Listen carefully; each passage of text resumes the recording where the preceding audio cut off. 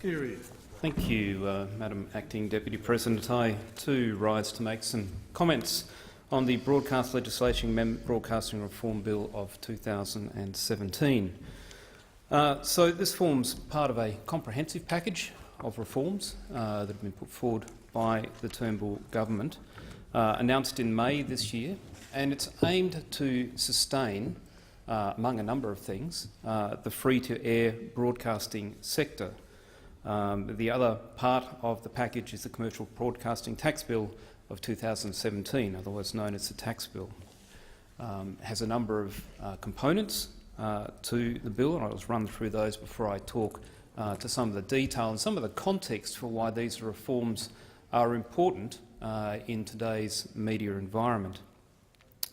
So the bill comprises a number of measures. Firstly, reforming the outdated media regulation that's concerned in the Broadcast Services Act of 1992 to better reflect the contemporary digital media environment, and that goes to the 75% audience reach and the 2 out of 3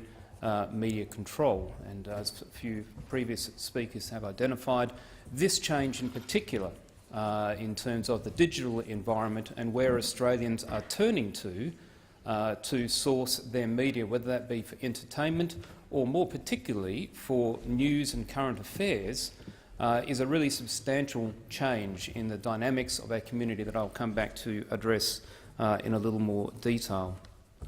We'll also be looking to amend and introduce some additional local programming obligations under the Act for regional commercial television broadcasting licences, because at the moment, as a result of their licences can become part of a group commercial television licence where there's been a change of control, and the area that is affected by that exceeds the 75% rule currently. Looking to amend the anti-siphoning scheme under the Act and the anti-siphoning notice, and I'll run through a little bit further about some of the key sporting events that people would be concerned about here in Australia to articulate just what those changes may actually mean. Looking to permanently abolish annual television and radio licence fees and datacasting charges payable by commercial providers. And again, you've got to keep this in the context of an environment where, with all of the overheads associated with actually establishing a broadcast facility, whether that be a local radio station, I think a Flow FM based in Kapunda in South Australia that broadcasts to a network of country communities across South Australia, involving some considerable cost to do that, compared to somebody who streams information on the internet, where their setup and ongoing costs are really low. And so if we're keen to keep the free-to-air broadcast type service going, we need to make sure that they remain competitive in the environment. And certainly people in the digital space don't have the same kind of licensing and regulatory fees that people in the broadcast area do. And so those people in the broadcast area, given they're also wearing these overhead costs, we need to make sure we try and make sure that they are competitive in terms of their cost base. The other thing I'll just say briefly around that free-to-air broadcast is that it's not only entertainment. People tend to think of news or entertainment or talkback radio shows as being the sort of things that those provide. But it's important when we look at the role of free-to-air radio in terms of emergency management in this nation. After significant events, whether they be floods or fires, the post-disaster analysis, sometimes that is done formally, for example in Queensland after the floods in 2015. Other times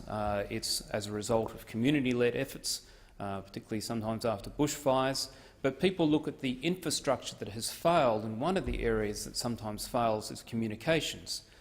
Whether that is because exchanges themselves are burnt, the connecting lines to transmit data, whether the power has failed and whether there's no backup at the exchange or a mobile phone tower, but the communications often fail. Sometimes it's even just congestion. So many people are trying to use the network. So one of the key measures of getting information to people about the often rapid development of natural disasters is free-to-air radio.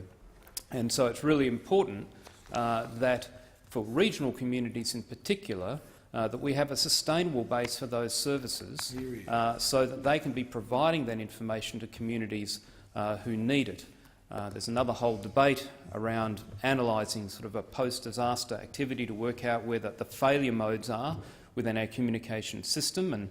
I know there's been calls recently for all mobile phone towers to have backup batteries, for example, that exceed the capacity of their existing ones. And whilst I welcome the intent behind that, I do merely point out that the loss of battery backup power is but one failure mode that can cause a breakdown in communication for a community in a given region. And you might double the size and go from half a day to even 2 days. But when we look at some of the events that have occurred, there have been multiple days without mains power. And so the processes, for example, that Telstra has in place already, where it can provide either a complete mobile phone tower facility to replace a tower that has been damaged or burnt,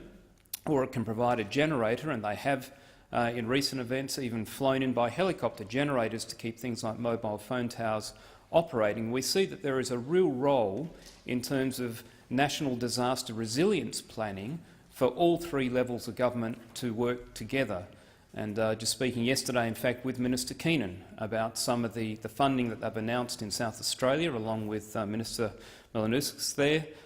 in terms of funding to both community groups and organisations that are seeking to plug some of those gaps,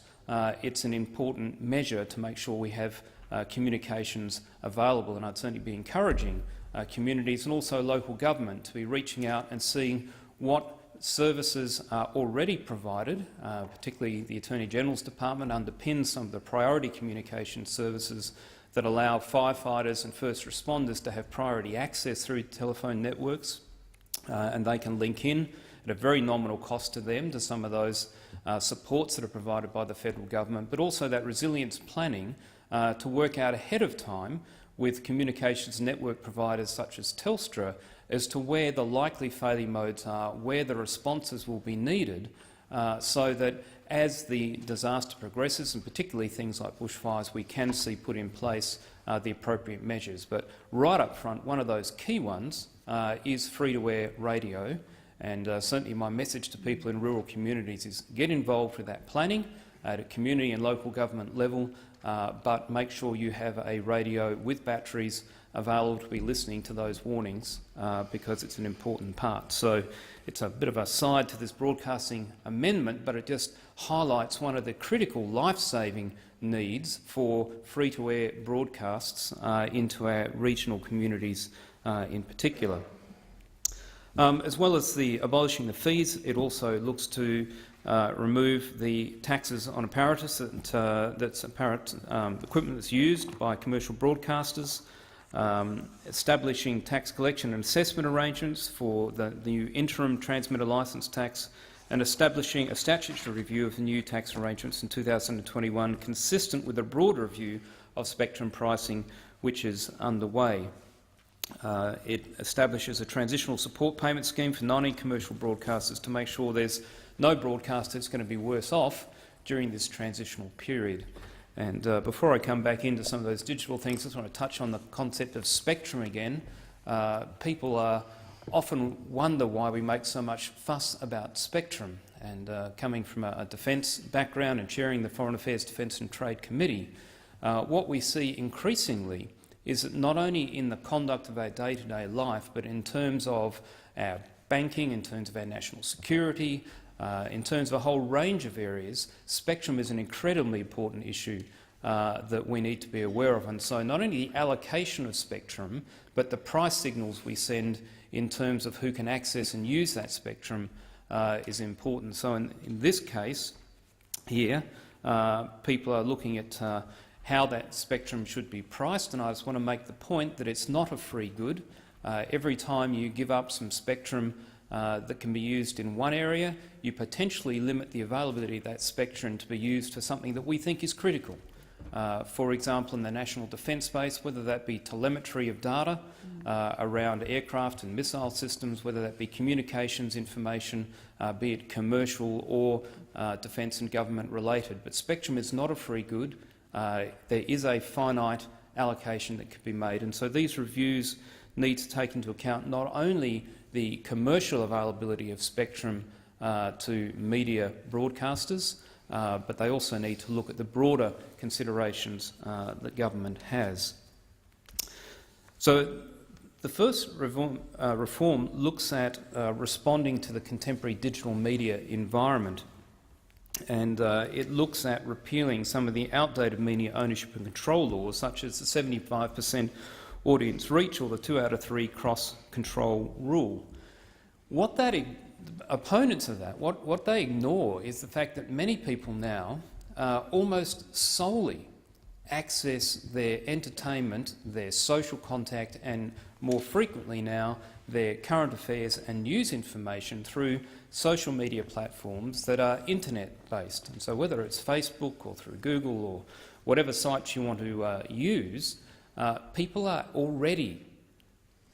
there are providers who are reaching far more than 75% of a population. And that is changing fundamentally the dynamics in our marketplace. And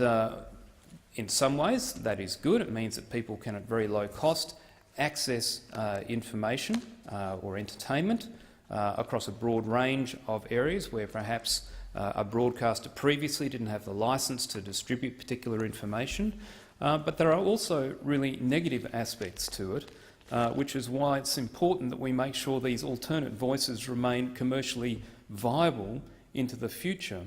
And what I'm talking about there is what is increasingly being known as the echo effect of social media. So in the States, the Brookings Institute, for example, has had a look at what the previous President Obama has done through his campaigns, and more recently what the current President Trump has done in his campaign. Demos, which is a cross-party think tank in the UK, has looked at the impact of social media and this echo effect in the UK in their most recent election. And what's become increasingly apparent in the day of social media, where people are becoming connected predominantly through networks of like-minded people, is that the algorithms which are used by corporations such as Facebook, by corporations such as Google, are looking at your preferences, and then they are feeding news to you and directing you to news sites or articles that reflect your point of view.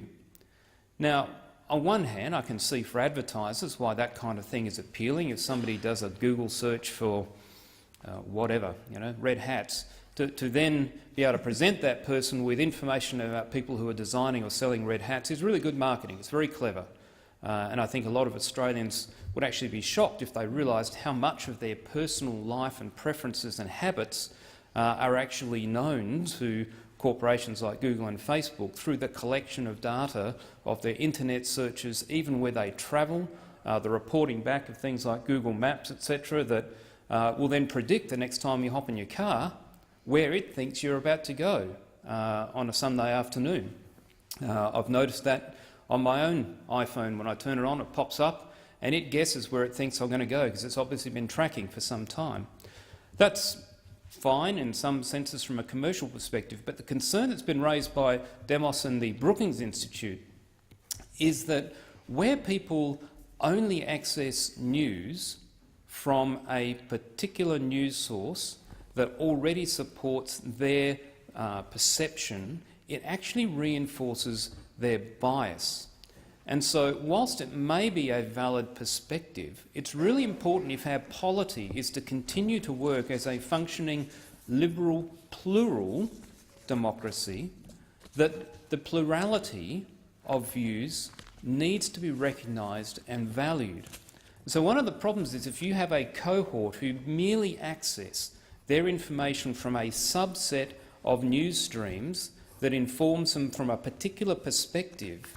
then they start to believe, this is what the studies are showing, they start to believe that anyone who doesn't see the world through their own prism is not a reasonable person, that person doesn't have well-founded or well-meaning interpretations of what's happening in the world. And we see that in some of the current debates where people are being called racists and bigots and other things because they have a different view. And so what we've seen in the UK around Brexit, around parties like UKIP, around the Trump campaign in the States, is that there is an increasing division between groups in community. There's been some quite fascinating papers written about why people who sit in one camp can look at another and go, why is that person unable to actually see and appreciate my perspective? Why are they so wrong and stuck in their views? And the studies are pointing to the fact that this digital divide in our community, this echo chamber effect, means that people aren't being challenged on a regular basis to recognise that there are other valid views around the same topic, that one set of facts can have a number of interpretations, can have a number of quite reasonable differences between people in our community. And so the ability to have broadsheet newspapers, television broadcasters broadcasting news, free-to-air radio, that people will either deliberately or even accidentally interact with, where it provides an alternate perspective to what they may have been fed through their Facebook or other feed through digital media, is really important for the actual continuation of a successful, plural society where a diversity of views actually makes us stronger, as opposed to having everybody just believing that their point of view is the only right point of view, and if you don't hold their point of view, you must somehow be morally bankrupt. And so these provisions around media ownership are far from decreasing the number of voices. What they're trying to do is make alternate voices commercially sustainable. Because if these other providers aren't out there and the echo effect continues, we'll get to the point where the only voice that people will interact with, unless they very deliberately make an effort to escape the algorithms of Facebook and Google's and others who feed them information, the only other voice will be these free-to-air type broadcasters, and it's important that they are commercially sustainable so that in years to come those voices will still be here in our community. Some of the other areas, just very quickly, about Australian content that I think are important, and again it comes back in part to this culture. We're being told constantly we're part of a global community, and that's all great, except for the fact that not all cultures are the same, not all communities are the same, and whilst it's wonderful to see what other countries are doing, it's really important also that we celebrate what is uniquely Australian, particularly for our young people, that they are exposed to views of Australian life and Australian attitudes so that they actually grow up having an understanding of what it means to be an Australian as opposed to somebody living in the suburbs of an American sitcom with all the things that go along with that. So the review that was announced in May, for example, looking at both Australian and children's content, is really important.